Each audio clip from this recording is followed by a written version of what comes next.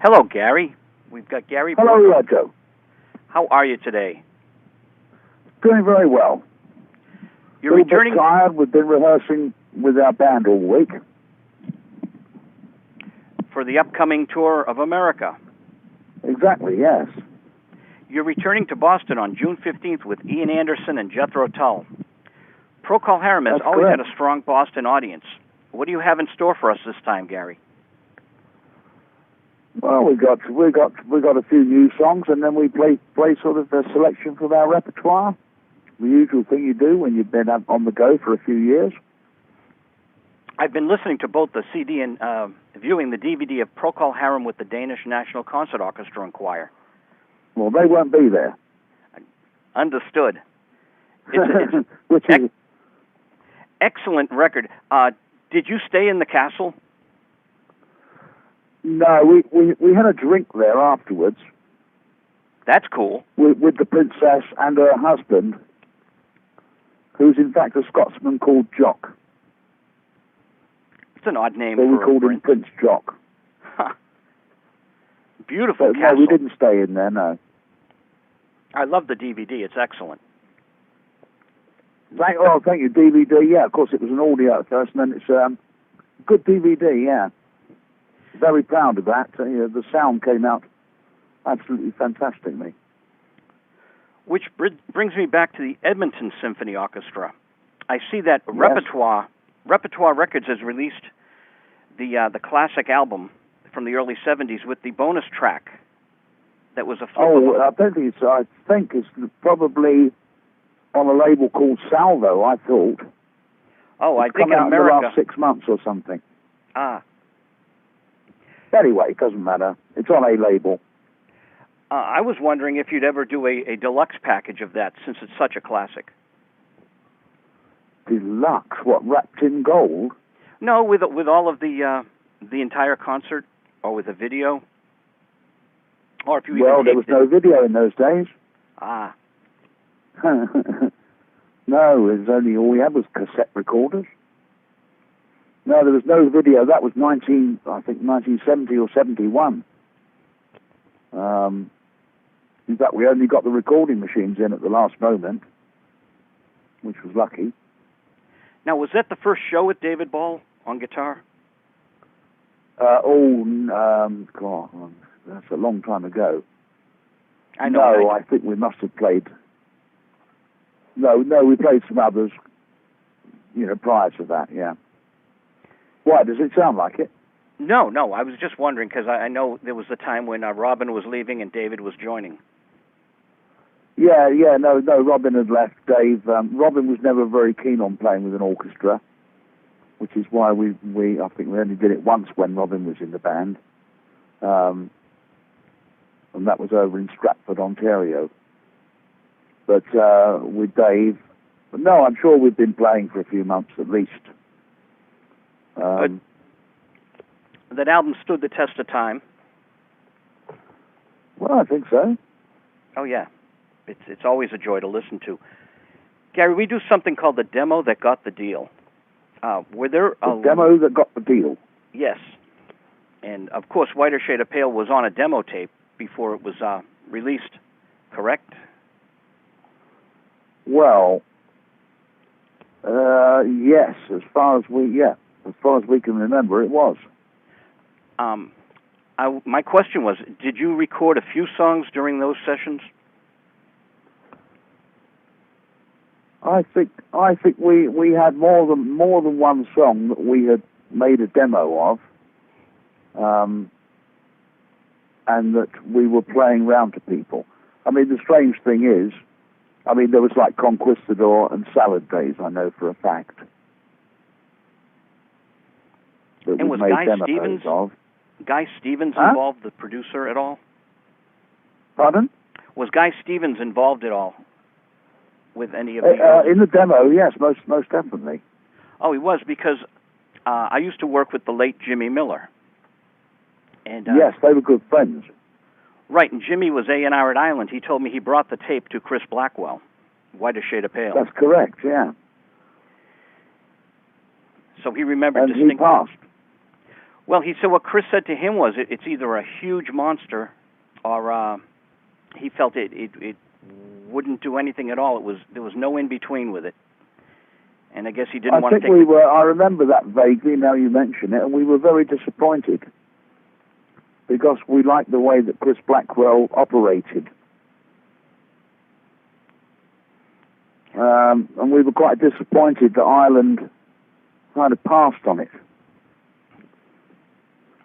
I was wondering what would have happened if history had changed and the band signed with Ireland instead of, was it Durham? Well, you know, there were other people in the picture as well, Joe, because we in fact did play it to George Martin as well. Wow. So that would have been probably with EMI.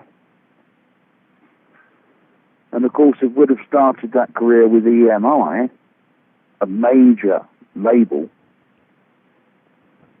One would have had a lot of backing and support for many years, you know. I mean, we in the end were only ever with small independents. I mean, the best relationship we ever had, I think, actually, in those days, was probably with A&M in, you know, with Jerry Moss and Herb Alpert in California. Sure, because I think the support in America was very strong for the band. Oh, yeah, we had tremendous support. Yeah, and A&M were, you know, from our second album onwards, were right behind that. I remember being in college and going to see the band at the Orpheum Theater way back when. What year? In the 70s, and there was always a big following here in Boston. Yeah, I think we played all the colleges and universities. That was our main, you know, in 1967, well, say 68, 69. That was our main, you know, apart from the big venues in the big cities. You know, your Fillmore West or your whatever, you know. Boston, where was, I mean, maybe Psychedelic Supermarket or something. No, what was it called? I think you're right. There was a Boston gig that was very good. There was something called the Psychedelic Supermarket and the Ark and the Tea Party. Oh, the Tea Party, that's it as well, yeah. I think we played all of those. And all of the colleges and universities. I remember you in the bigger concert halls. The Orpheum is about 3,400 people. Yeah. That was a terrific show, and I saw you again in the 90s, and the band always provides a great show. You've been around, Joe?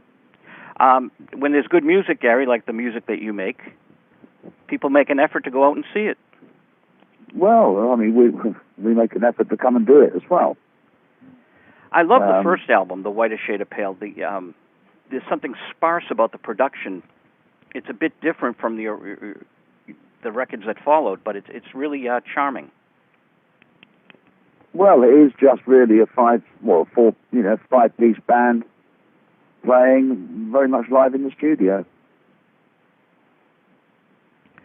Do you work with Keith Reed still? Well, yeah, we still use his words. I haven't seen him for some time, but yes. In terms of maybe some new music, will that be a possibility? Well, I mean, the new ones we're playing are with Keith lyrics. Oh, good. So he sends you the lyrics still? Yeah. Although you might not be in the same room. Not necessarily, no. No, but then we never have been. When does the tour start here in America? We're starting on the 8th, which is next Tuesday, I think. Oh, great. So that's just a week before you're here in Boston. Well, it's a few days now. Oh, yeah. Yeah, so we'll have a chance to get warmed up. And I won't keep you too long today, but is there another album in the works? Well, we've been experimenting with a new producer, and it's been going very, very well. We've been recording here in England, and we're kind of sort of about halfway through some productions.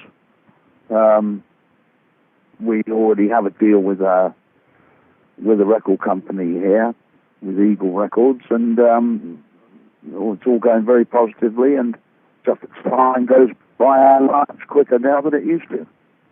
So the Eagle is the same label that has the Danish National Concert. Yes, indeed. Oh, great. They're a good company.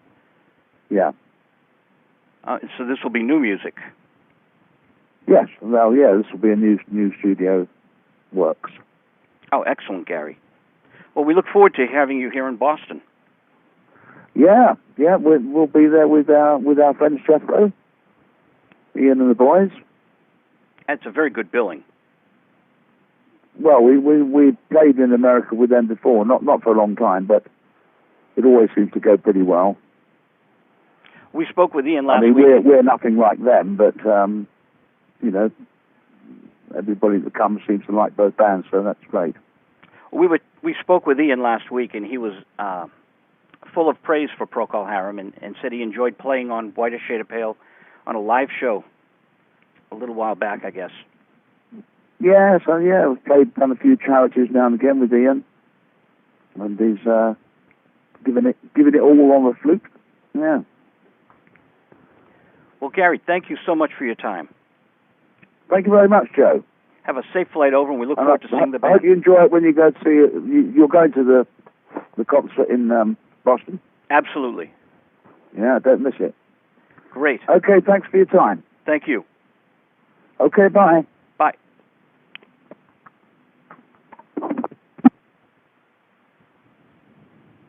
Still there? Yep, we off? Yeah.